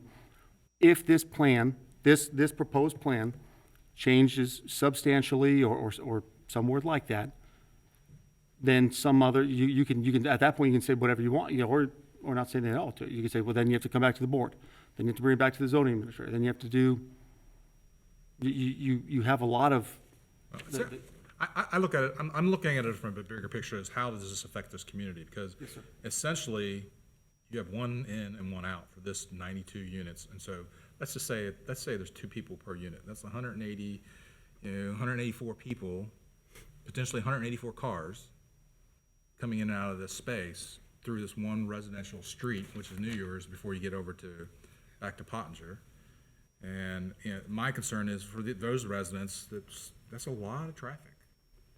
But is that for us to decide, or It's some not, other agency? but that's my concern when I look at this plan. That's not the variance we're talking about, but Yeah. he also has vetted it from his level, and we've heard it multiple times, and it's his opinion.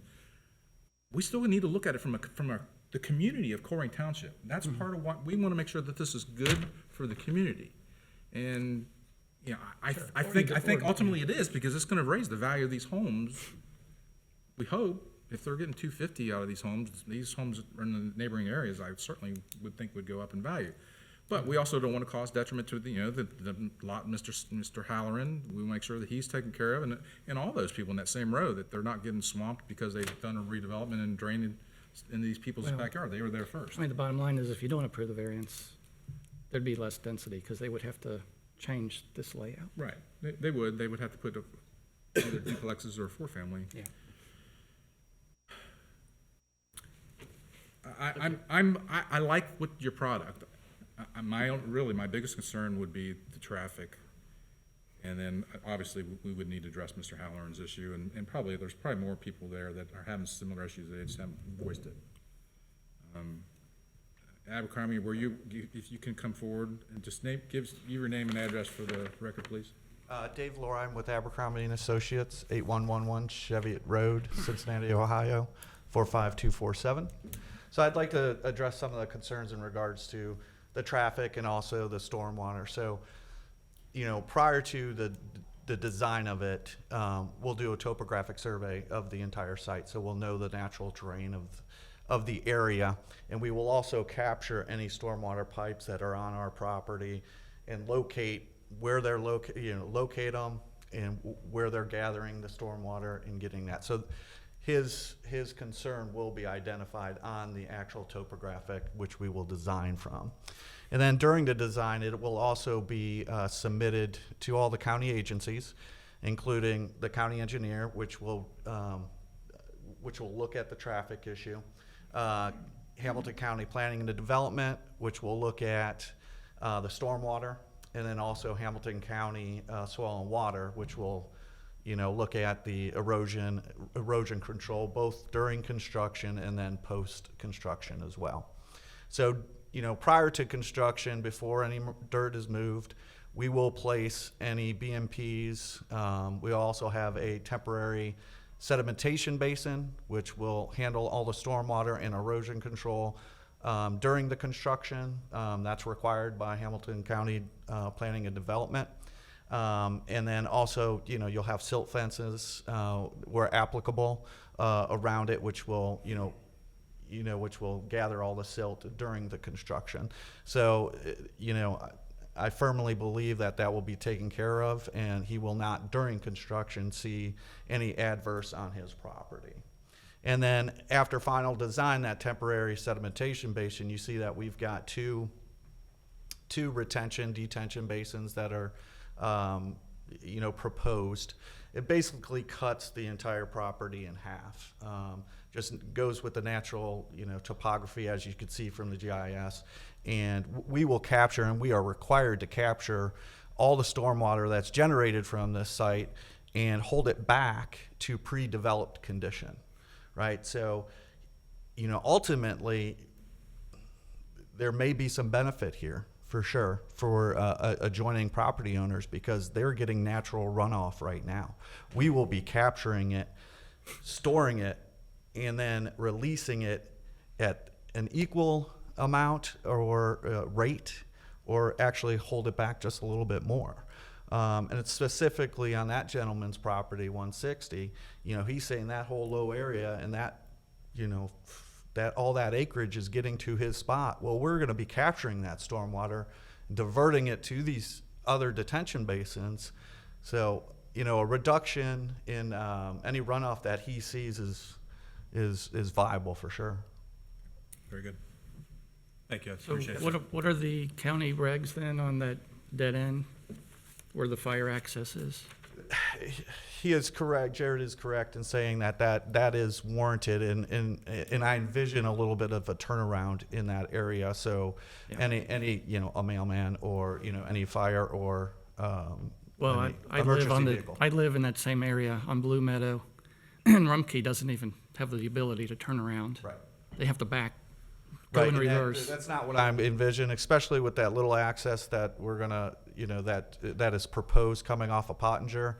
He's gonna have that ability to have that little T turnaround, is what I call it. So it's a little bit wider right at the end, so he can make a No, K but turn. I know, that's what I have, and they can't do it. still can't do it. No.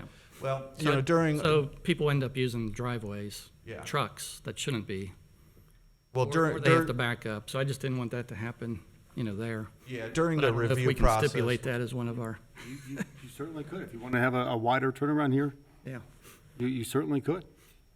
During the review process with the county, we typically will provide like truck turning movements. And we've got a program, and we'll get into it. But anyway, so truck turning movements, and we can use any type of vehicle that, we have, a fire truck, a Rumpke truck, and we'll provide those T-turning movements, Yeah. and that'll, What doesn't work, at least on my street, it doesn't work. The fire trucks cannot turn around. So it's a 28-foot wide street with a Yeah, well, typical. But I mean, even with the asphalt where the grass should be at the gotcha. sidewalks. Well, the fire truck can turn around, but the guy has to get out and help him back it up. But UPS trucks, they can turn around, but then, like I said, Rumpke can't. A moving van probably can't. So for those end units, I was just curious, what all could be done for them. okay. Yeah, we most certainly will look at that during the review process. Okay, thanks. Thank you, I appreciate that. All right, I don't have any other questions or statements. I've beat this to death. Do we have anybody want to make a motion? I have something You have a for question? staff. Yes, I do. And maybe this is for legal. I noticed one of the recommendations is for 15% for rentals only. Is there a way to go a little further with that, to put such language as that no individual business entity or families shall be allowed to rent more than 2 units? We have been having a lot of corporations coming in from out of state, buying up things. This would be a perfect opportunity for someone to swoop in and buy the first 14 units. And I know you want these to be single family, but if we've got this in here, I think that might be some way to control that. I don't know if that's crossing the line. I know that was, If while she's going over the majority, the multitude of things she probably is, I would say I included what the zoning commission had put in there as our conditions. You can add all those, or the board, pardon me, I'm so sorry. The board may add all those. They may They may modify any of those. So short, again, yes, you may modify it, you may restrict it more if you'd like to. Well, Typically, a percentage gauge is a good way to go, because I think in this case with, 90 units, you'd only be looking at 12, might not be right, possible units that would be able to be like, quote unquote, rented out under the 15% guideline you put in as a recommendation. I think that kind of in and of itself prevents it. Someone couldn't come in and buy up a large swath of these. I think sometimes the concern too is like people doing like an Airbnb with their unit. But I don't think with this type of quality property at that price point, it would be a huge concern of a big corporation coming in with that. And I think the 15% recommendation he has in here kind of alleviates that. And you could play around with that percentage if that's a big concern. I think that's reasonable. I got 13.8. I don't know what you do with Your 0.8. math is probably better than mine. Well, I ran it, so, and I'm looking at what appears to be 5 adjacent property owners that are rented, so by Yes. percentage for the community, that's probably more than reasonable, or certainly reasonable, but my big thing is someone buying in, this has happened in this community a lot, and condominium would be very attractive for an investment group. Yeah, I think probably the price point on these, I mean, Jared could probably speak to it, the price point on these probably discourages that a little bit. Well, actually, I mean, we're both in real estate. We're seeing that this is still in their price point now. People from California, Chicago, Network City. 250 is nothing for New York and California. What about language that says it has to be owner occupied for so many years? Does that help? What was that, I'm sorry? A language that has to be owner occupied for a Instead certain of period. changing the percentage to owner occupied for a minimum of, We'll call you. You can answer it. Just come on up to the podium. We've had these debates internally and with our legal counsel kind of around and around of the best way to handle it that both achieves the end goal, which is to have a transient community that's not well maintained with a lot of turnover and people not invested in their community and in their homes. And when we went through the process with Dunlap Grove, we worked with the staff and planning commission, zoning commission, and trustees on kind of what a fair metric was at 15%. We still aren't convinced, and we have differing legal opinions, that that's even legally enforceable to tell a homeowner that they can't rent out their unit if they are the 16th percent or whatnot. But we did put it in our covenants and restrictions for the homeowners association with very specific language. That language has been approved at Dunlap by staff for Dunlap.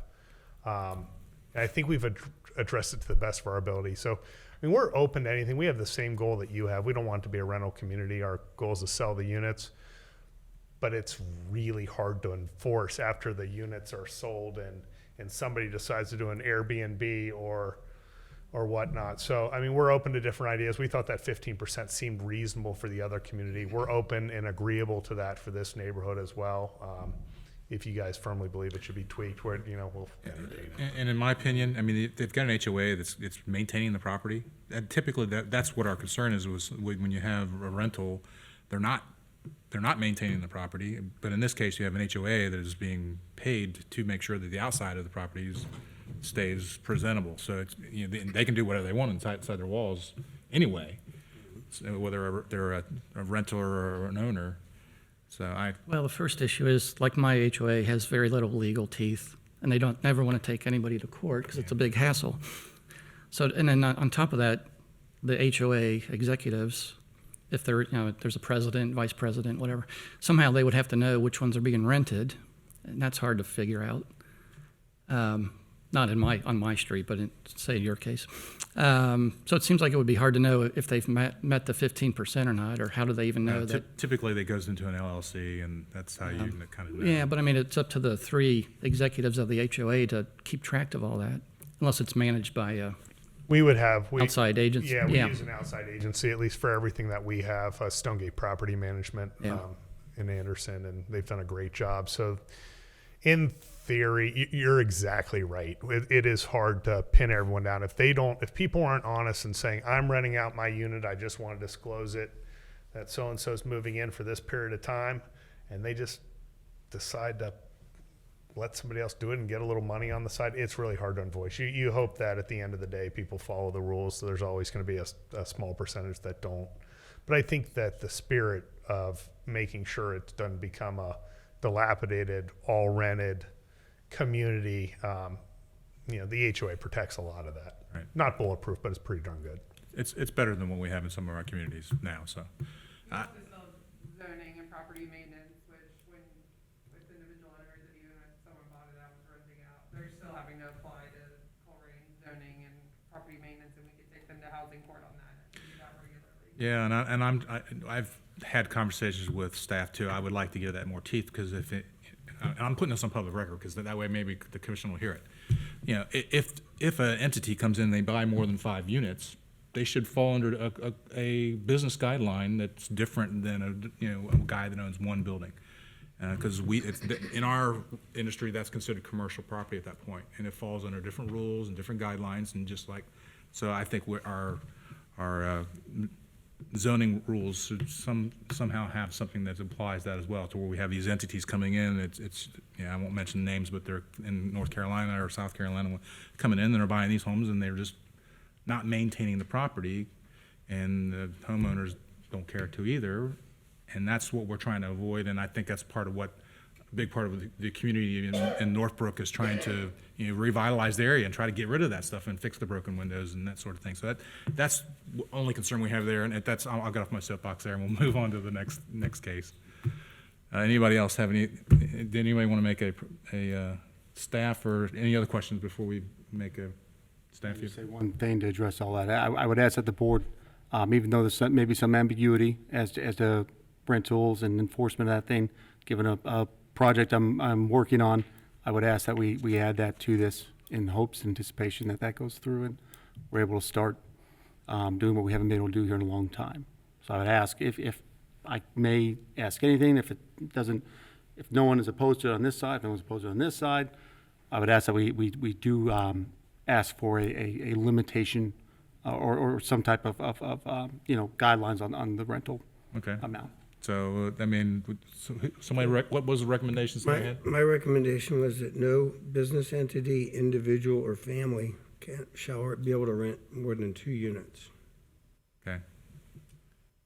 I think that'll be tough to enforce. I think you need to follow along the guidelines where the you cannot get financing if there's more than a certain percentage, which is why I think so if there's more than 15%, you can't get financing for the property, and that's what you're trying to prevent, so that it's more affordable for everybody to get a loan rather than just a conventional loan.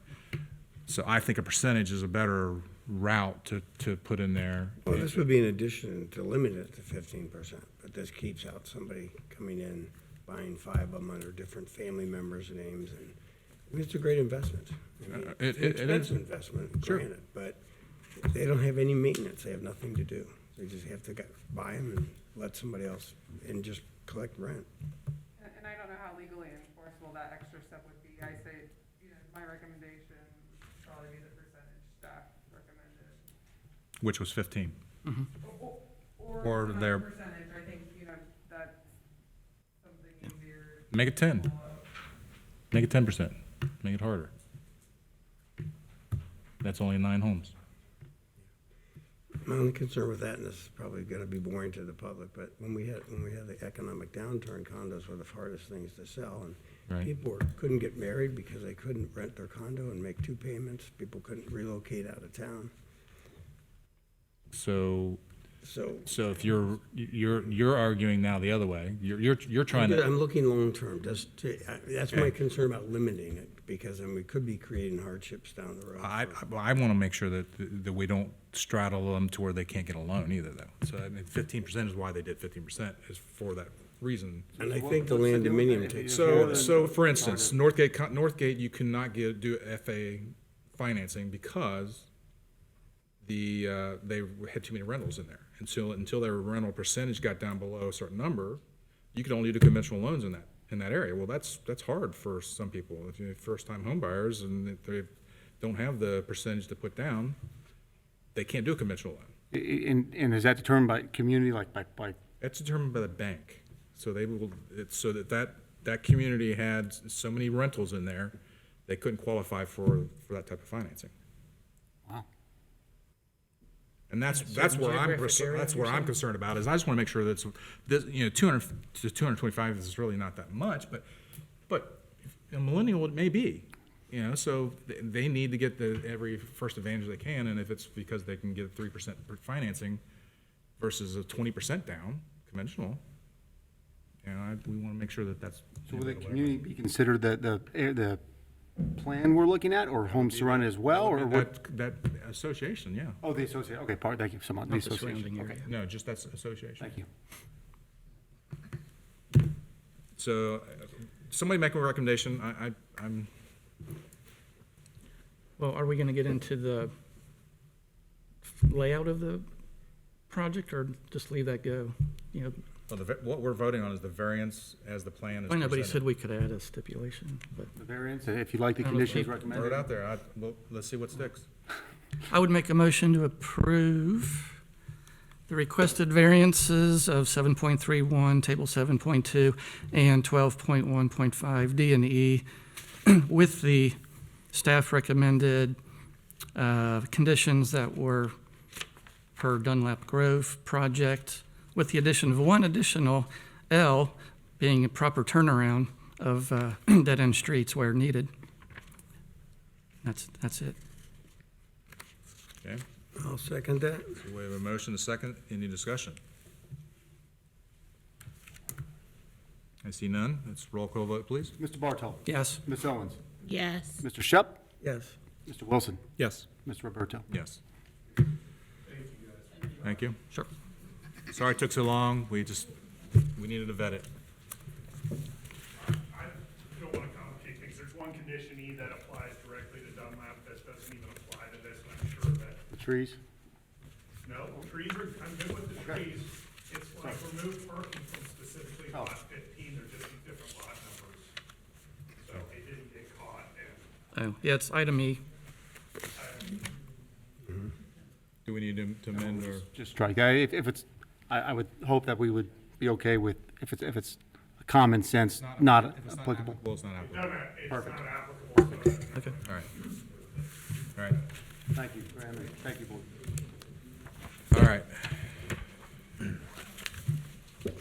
Next case would be BZA 2022-04. The applicant representing the property owners is requesting a variance to section 15.8.3. The location of the property is at 3530 Springdale Road. Applicant owner is Twyla Heinlein, Holcamp Holdings LLC. Does the staff have a presentation? I do. Not too far from the development we just talked about, and then the development related to that as well, Dunlap Grove, our Springdale Road here. In complete contrast to the last case where the zoning resolution wasn't clear at all, it's my opinion, this one it's very clear. So, with that, the applicant is asking for variance. Basically, we're talking about what was once a legal non-conforming sign, lost its conformity. The applicable zoning resolution here would be 15.12, and then 15.12.2 basically was what allows me to not approve what was presented to me. Any sign or the sign part of the establishment that discontinues its operation for a period of 2 years loses its loss of legal non-conforming status. On the screen here is a vacant structure registration from the previous property owner, which was First Financial, and it was for July 20th, 2016 is when they indicated the property was initially vacant. And then, as you may be able to read on here, this reiteration of that registry, they have to register every year for vacant property, is from 2020, just to establish that loss of conformity was not applicable, and I was not able to prove it based on that. Then furthermore, given the parameters of the sign, 15.8.3, signs permitted in any B2, B3, so on and so forth. This property is zone B2. So 15.8.3 applies here. All signs shall be set back a minimum of 10 feet from the right-of-way, would be Part C. And then Part D would be freestanding signs, one freestanding pole or ground-mounted sign per parcel, lot, or site, subject to the following requirements. The height of the sign shall not exceed 15 feet. The maximum sign area of the freestanding sign shall be equivalent to 0.5 square feet, or half a square foot, for each lineal foot of lot frontage. And in no case shall the sign area exceed 150 square feet. So basically, you take whatever the lot frontage is, divide it by 2, which my homeschool math likes, and then that's where we get your maximum allowed square footage. Additionally, so Part C is a little bit of a unique aspect to this case that I didn't catch till a little bit later. As far as I'm able to discern at the moment, and I'm not a surveyor and I haven't seen a specific survey of the right-of-way of this property, but judging by the cage's property lines of the parcel, we're looking at just to the northeast or northeast of this property we're talking about. This property line here would indicate what the right-of-way is estimated by cages. It's an estimated 40-foot right-of-way is the distance from the what's indicated as the center line of the street to this portion here. As you can see in this picture a little bit, that the sign, granted, we're not at a perfect azimuth here, but the sign's very close to that right-of-way. Now, very close, I know, is not how we typically deal with things, how I like to typically deal with things, but that would be another condition that we'd be adding to this variance, just so you know, would be the not meeting the 10-foot setback from the right-of-way. But I do not have any idea what the exact distance is. I don't believe the property owner or the applicant does, or even probably would. That would require a surveyor, so we'll kind of address that at the very end if you don't mind, if the board would so please. Pardon me. So getting back to Part C, again, 10-foot setback. Part D, there's two parts we're addressing in this case. One being the height shall not exceed 15 feet, and then the area shall not exceed half a square foot for each lineal foot of lot frontage, not to exceed 150 square feet. This was the proposed plan. I apologize that that's not showing up all the way on there. The proposed schematic for the sign. As you can see here, there are three basically parts to the sign: top, bottom, and then getting down to the address part. So insert 1, insert 2, and insert 3. Insert 1, whenever I reference that, will mean this larger top portion. Insert 2 will be the middle portion right here. Insert 3 will be the smallest portion on the bottom, which appears to be an address placard. And then also, the elevation is indicated here at 260 inches, 60 inches. So getting back to the part regarding lot frontage, it's 131 feet, 0.2 on cages on my measurement. That the 0.2 is sort of negligible, but roughly we're looking at somewhere about 131 feet. And then the issues we're addressing here, again, would be the square footage of insert 1, 2, and 3, and then also the elevation of the height. So just to get us here, at 260 inches, which converts to 21 feet 8 inches, the height of the freestanding pole sign exceeded the maximum permissible height of 15 feet by 6 feet 8 inches. So on that part, if the board were so to choose, you'd be granting a variance of 6 feet 8 inches to 15.8.3 D1. And then for 15.8.3 D2, a total of 138.59 square feet is what is proposed. That's insert 1, 2, and 3 added together. The square footage exceeds the maximum permissible amount of 65.6 square feet.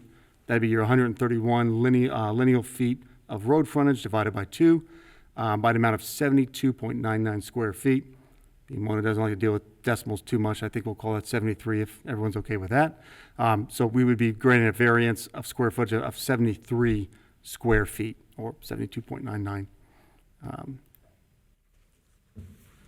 Same review criteria. I know it's been a few minutes since I read it last time. With the board, would you like me to read this word for word, or do we? Okay, thank you. I appreciate it. So getting to the applicable zoning resolutions here, Article 11 deals with our non-conforming uses. 11.1 goes over the purpose of Article 11. Obviously, this is an excerpt here from the paragraph, but basically, whenever we go through some type of zoning resolution change, that can and often does create legal non-conforming uses. So use that existed prior to the new zoning resolution, which was legal, based on the new zoning resolution, which is actually a part I forgot to mention in the last case, would then become legal non-conforming whenever the new resolution was voted on and approved by the zoning commission and by the board of trustees. So just to kind of say, how did we get here? I apologize for that. That got caught up in there. So it would be staff's findings based on the variance criteria review criteria, The proposed use is an approved use in the zoning district for which the property is located, B2. It is staff's opinion that the spirit of the resolution would not be observed in the granting of the variance. And of course, the board could impose such conditions and restrictions which would guide the property to comply with the standards set forth in this section to reduce or minimize the impact of such variance upon other property in the neighborhood and to further the purpose and intent of this resolution. The Board of Zoning Appeals may attach thereto such conditions regarding the location, character, and other features of the proposed structure or use as it may deem necessary in the interest of the furtherance of the purposes of this resolution and in the public interest. Party is not applicable because we're not talking about change of use, and we're just area variance on this one. It's staff's recommendation. This one's going to kind of change what was put out a little bit. The pure variance as it's requested, staff would recommend we either the board deny the requested variance as it's specifically requested, and we do some modifications to what's proposed, or if the board does deem that we do approve it, then we should probably get together to figure out what does the township really want when it comes to signage. I know I'm a little bit new here and in this position, and I've seen, I believe this is our first sign variance we've dealt with, but there's been quite a few in the past where variances have been granted, and it's by no means, granted, I'm sure there's probably things we'd all rather be doing on a Wednesday night, but if we are okay with granting those variances, then maybe we should go back and address the zoning resolution to incorporate some of these things, make an amendment there. So a little bit bigger picture than what I'm sure the applicants and property owner want to hear about anything tonight. But basically, I would say that well, I'll get to it here. I guess I apologize. So it'd be staff's recommendation that really only insert one be the only face change permitted. That the property owner applicant be required to remove the two smaller signs. Insert 2 is unnecessary. And the intent of insert 3 could be achieved by adding an address block or just numbering to the structure itself. That the approval of variance to the current non-conforming sign be applicable to the current property owner and to the current use only. It's staff's understanding that the property owner bought the property, not aware that this was a non-conforming sign, not aware that this would be a potential issue.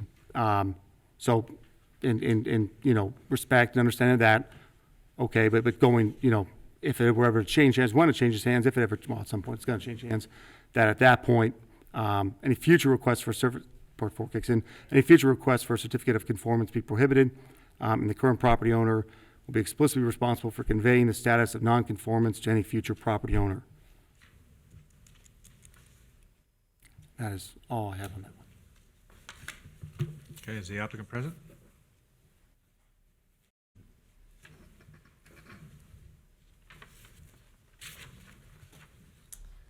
Hi, I'm Twyla Heinlein of Cincinnati Custom Signs, and this is Terry Hollenkamp, the building owner, property owner.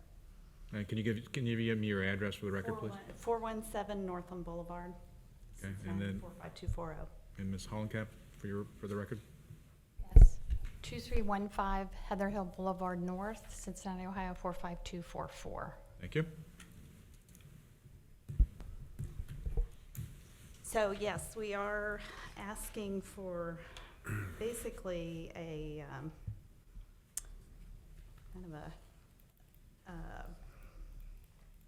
re-granting of the non-conforming sign status.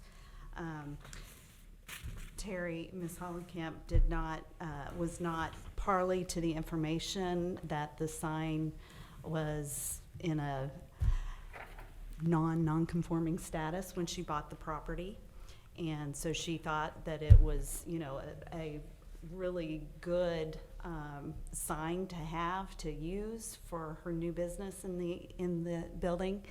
And so when we went to zoning and found out that basically she couldn't use her sign that was there, I mean, she's put a lot of money into this property already. She's gutted the building. They're getting ready to open in the next month or two, and this is really a strain on the budget. Well, it is a strain on budget. This building, what's going into it is Beyond Limits Rehabilitation that I also own. What is unique about Beyond Limits Rehabilitation and why we wanted the physical occupational speech therapy sign on the building, it is the only practice in that area that offers those 3 disciplines. The only thing next to that is a Drake. So UC Health, that is a partner of ours, asked us to get a larger space. So I went out, I bought this building in a auction. Never bought a building, so, you know, kind of probably naive. I did ask about the sign, and they said, oh yeah, it's all good. So it never entered my mind beyond that. Now I realize it's risky buying something in an auction. But I have already, I don't know if you guys are familiar with the building, but we've already, you know, trimmed up the landscaping, painted the building, we've gutted the inside. The other thing about our clientele is some of them are coming because we have a contract with VA Dayton and the Wright-Patt Air Force Base, and so they're coming down. Like, the reason I was so thrilled about the sign is, like, we want to really be seen because people are coming from, you know, Indiana. Like I said, we get a lot from Wright-Patt. You know, so to me, besides the fact it's going to cost an additional $15,000 to take that sign and modify it, when I looked at it, you know, I can take the sign the way it is for $8,000, or I'm not sure about what you were suggesting, but, you know, to just take that all down and replace it's about a $23,000 proposition. Of which, you know, we are a Medicare provider. We are doing a great service for this community. I've put so much money into this project. I'm at about $800,000 in the hole right now. So just, you know, you think, well, what's another $15,000? But it's kind of something that's gotten a little bit maybe out of control since I started this Beyond Limits in 2018. The pandemic hit. You know, it is a real hardship to start from scratch and try to figure out how to make the signage work in a better way. So, and again, we also have people busing in because we are the only Medicaid provider. You know, NovaCare doesn't take Medicare that's in the area. I was really excited because that sign is just going to give us a real presence where people are going to know we're there and what we're offering. So to take off physical therapy, occupational therapy, speech therapy, you know, people are still going to come to us. Our physical therapy is a lot of prosthetic care, which is why the clinic is so expensive. We're putting in a $25,000 harness system. You know, like, this money could just be spent in such a better way. So I'm just asking that we get the right to use what's on the property. I'm not sure, Jared, when you're talking about the property line and all that, you can see from the picture, there's ample space from where you know, I've never seen cars parked right there, so that's the other thing. I'm like, that's interesting. I haven't seen cars parked like that. But, you know, it looks, I don't know. I mean, I have still so much work to do to the building. The roof needs to be replaced. You can see that the parking lot's in disrepair. And we're supposed to open in about, you know, well, we're hoping to open on April 1st. So we got a lot of work to do. The sign is kind of, was, I guess, naively the least of my concerns when I was pricing all this stuff out. So, and I'm not a rich person. I just like to add that. Becoming together. Well, one of the things that you talked about was like the right-of-way and that kind of thing. I did notice that when I was there, it is like right there at the property line. And I had mentioned that to actually our designer when I said, that's pretty close there. But I will say to that, the line of sight is not an issue at all because of the height of the sign. So I don't feel like it is a safety concern at all. The sign itself has been kept in excellent repair. They have obviously have spent money through the years to keep the sign up. And part of what Mrs. Hollenkamp hired us to do was to upgrade the sign so that it would continue to serve her business and not, fall into disrepair. So, part of the plans of what we had in place was to eradicate any of the rust that had started, was coming through the paint, repaint it with sign grade paint, which we use top of the line. It's a PPG Matthews paint, which is the top sign grade paint. So, she has plans to do it right. And the sign itself fits within the community. I gave many pictures, presented many pictures that show that it's not a huge sign when it compares to all of the different signs that are within I think, that area. I'm sorry, we probably aren't supposed to be doing this together, but I think the problem is that the lot is only a half an acre. Even though you look at the building and then way behind it is lots of parking lot, there's parking lot here. You don't see the building until you're kind of on top of it because there's a hair salon next to us that kind of blocks our view. The kind of closer in the other direction. Pardon me, this way? Pardon me. Yeah, see that building kind of obscures our Frontage. far frontage. The Thank you. facade of the Yes. building. I've actually worked at a hospital at 6 this morning, so my brain is a little bit fried. But yeah, this is, these are old pictures. All that landscaping's been cleaned up. Like I said, we've painted the building. The roof needs to still be replaced, and we've repaired the parking lot, but it still needs to be sealed, but really it needs to be replaced. Yeah, like I said, I kind of learned my lesson on buying a building that was at auction. But I think at the end of the day, we're going to be happy with it. But the signage would be a great help if we could get a variance on it, because it's trying to start from scratch and ordering a new sign is going to take considerable time. You can see all the big signs around us. This monster right here keeps me up at night, just so you guys know. That one's horrendous. Like I said, I think the bigger issue is that if you look at those pictures, our sign doesn't look that big. It's just that our lot is so small. And if the signage is based on the lot size, it's kind of hurting us.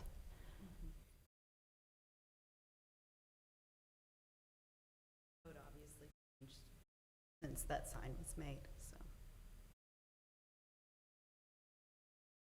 Questions? Or? We'll get to the questions later. Right now, everybody's making their presentations, and I think that's all the begging I can do for one night. anyone else speaking in favor? Mr. Teesort? Did you sign in for the record? Yeah, if you raise your right hand, swear testimony your file be the truth, the whole truth, and nothing but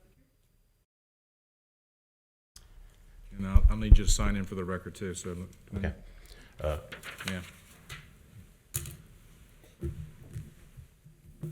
Thank you.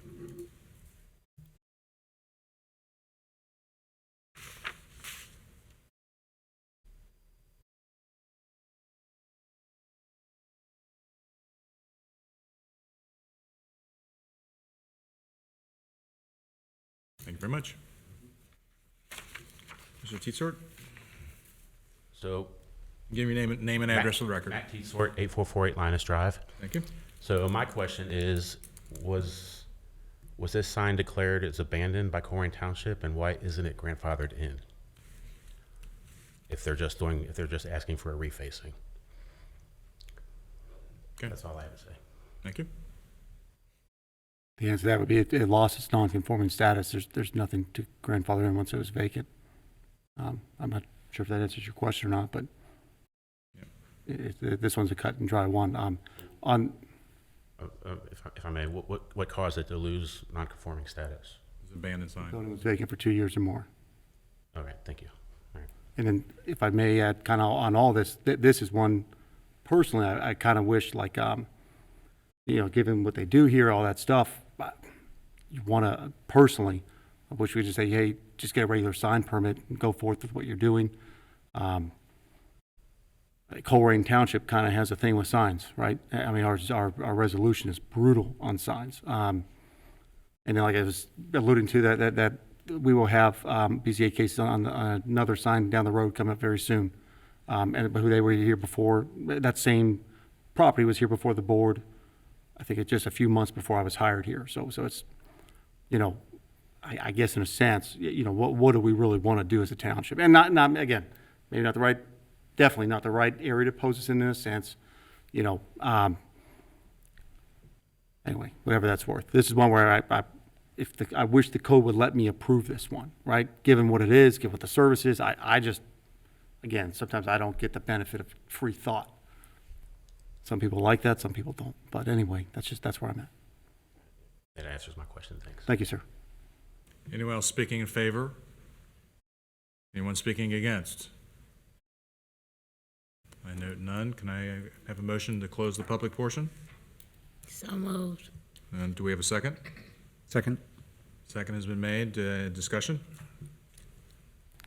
I see none. Roll call vote, please. Mr. Bartol. Yes. Ms. Owens. Yes. Mr. Shep. Yes. Mr. Wilson. Yes. Mr. Roberto. Yes. All right. Well, Ms. Owens, would you like to pose any questions for the applicant?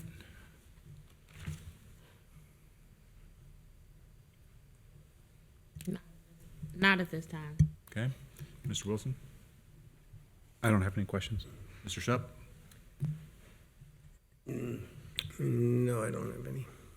Mr. Barter? No, no questions. Going to make me ask questions, I guess. So I'll ask questions of staff.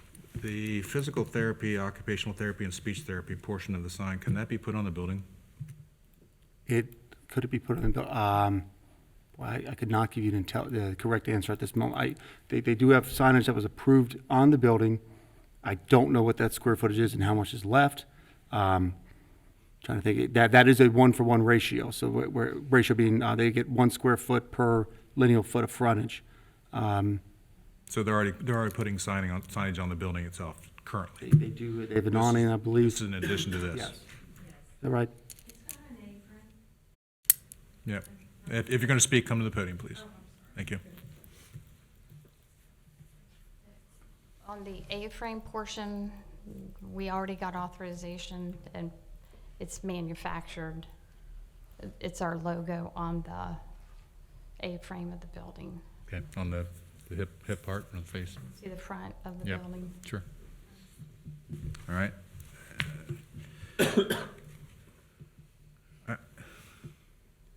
Unfortunately, yeah, the zoning's very clear, and we are really trying very hard to bring signs in compliance. And I just, other than modifying the sign, I really don't know how we could stay in compliance. So we would be granting a variance for something that we should, by all sense and measures, correct, because that's what we're here for. And there's the conundrum, yes, sir. However, the board gets, Meaning we don't grant other variances for other types of things? We don't grandfather signs because that was the whole purpose of why that was put in the language put in there, is just so they You mean give us the liberty to get rid of. The 2-year thing? Yeah, Yeah. to get rid of signs that are these monstrosities that we've got. Yeah. I don't know what I'm allowed to say or not say. I would say it like this: if I were a board member, I personally know what I know would focus on the serving the public interest of the community. I would, again, if I were a board member, would say that the service offered here far outweighs any detraction that a sign being too close to a right-of-way, which wasn't probably that large when the parcel was plotted years ago, and a sign that did conform but lost because of vacant. If I were a board member, that's what I would say. I'm not low-rent zoning administrator, so, you know. Well, we're still in the discussion point. Anybody have any other questions? I think it's Anybody have a recommendation? I think it serves a great purpose for the community. Okay, do you want to make a proposal? And Beyond Limits really wouldn't explain anything to me. I'll make a motion to grant the variance of 15.8.3 as requested. Okay, we have a motion. Do we have a second? I'll second it. Okay, any discussion? I see none. Roll call vote, please. Mr. Bartol? Yes. Ms. Owens? Yes. Mr. Shep? Yes. Mr. Wilson? Yes. Mr. Roberto? No. Your motion's been granted. Yes, ma'am. Next on our agenda is unfinished business. We have none. Approval of minutes. We've got a December 17th, 2021, and January 26th of 2022. Would you like to do them individually? As far as Approval. approving them? Do we need a motion together or separately? Let's do them individually. So December 17th, 2021, do we have a motion to approve the minutes as written? So moved. And I'll second it, and roll call vote, please. Mr. Bartol? Yes. Ms. Owens? Yes. Mr. Shep? Recuse myself, I wasn't here. Oh, no, I was here. Yes. Okay? That was a yes. You can vote irregardless. You're on the board. And Mr. Wilson? Yes. Mr. Roberto? Yes. And then approval of the minutes for January 26th, 2022. I'll make a motion to approve those. A second? Okay, motion second made. Discussion? Roll call vote? Mr. Bartol? Yes. Ms. Owens? Yes. Mr. Shep? Yes. Mr. Wilson? Yes. Mr. Roberto? Yes. All right, jeez. Just flew through that one. Our next meeting is April the 22nd, 2022. Got any heads up of what's coming in? We have not there's no received March? an official submission yet, so that's why the little asterisk, well, I'm sorry, it's on this one. That's why we're into April. Yeah, so nothing in March? Yes, I'm sorry, yep, so, yes. No, there's no March meeting, there's no business for March. Dang it, that went away on me. And at the moment, we've not received an application for the April meeting. I'm expecting to, but count that for what it's worth. Okay. And that meeting I will be in Florida, so For which one, April? April. So administrative matters, I see none. That was my administrative matter. And we'll make a motion for adjournment. We have a motion? So moved? Anyway, second? Second. Roll call vote, please. Mr. Bartow? Yes. Ms. Owens? Yes. Mr. Shep? Yes. Mr. Wilson? Yes. Mr. Roberto? Yes. We are dismissed.